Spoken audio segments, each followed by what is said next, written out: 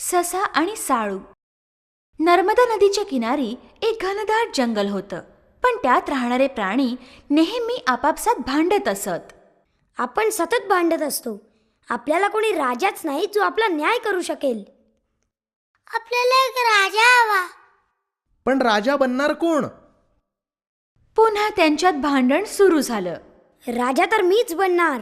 नाही नाही, मीच राजा बनणार. राजा मीच होणार. एक वृद्ध कोल्हा काही दिवसांपूर्वी त्या जंगलात येऊन राहिला होता. आपल्या गुहेतून तो जोरात ओरडत बाहेर आला. कसला आवाज आहे हा? चला जरा जाऊन तरी बघतो काय चाललंय रे. प्राण्यांनी पाहिलं की तो कोल्हा त्यांच्याच दिशेने येत होता. या कोल्ह्यालाच आपण राजा बनवूया का?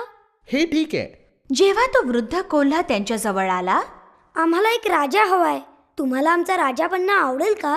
वा, काय नशीब आहे माझं. माझा तर विश्वासच बसत नाहीये. असं वाटतंय की भुकेचे दिवस संपले आता. माझी काही हरकत नाहीये, पण हे बघा, मला हिंसा अजिबात आवडत नाही. कोणताही प्रकार संपूर्ण जाणून घेतल्यानंतरच जर मला वाटलं तरच मी अपराध्याला मृत्यूदंड देईन. सगळ्या प्राण्यांना खूप आनंद झाला. महाराज, हिंसेच्या विरोधात आम्हीही आहोत, परंतु एक न्यायप्रिय राजा अपराध्याला मारू शकतो. ठीक आहे, ठरलं तर.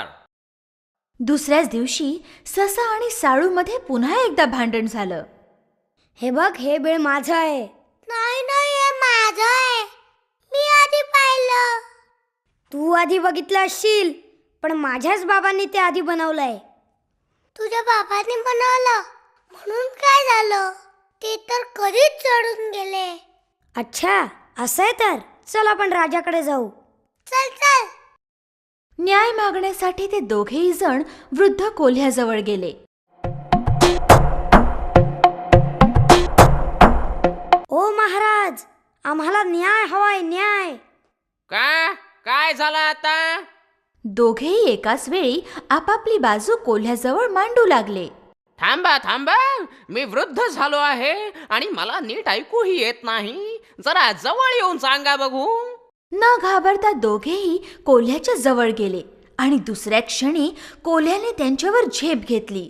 त्यांना मारून त्याने छानपैकी भोजन केलं. सगळ्या प्राण्यांना आता चांगलाच धडा मिळाला. मित्रांनो, आपल्याला आपला न्याय स्वतःच करायला पाहिजे. अनोळखी प्राण्यांवर विश्वास ठेवून तर आपणच फसलो. अनोळखी व्यक्तींवर कधीही लगेच विश्वास ठेवू नये.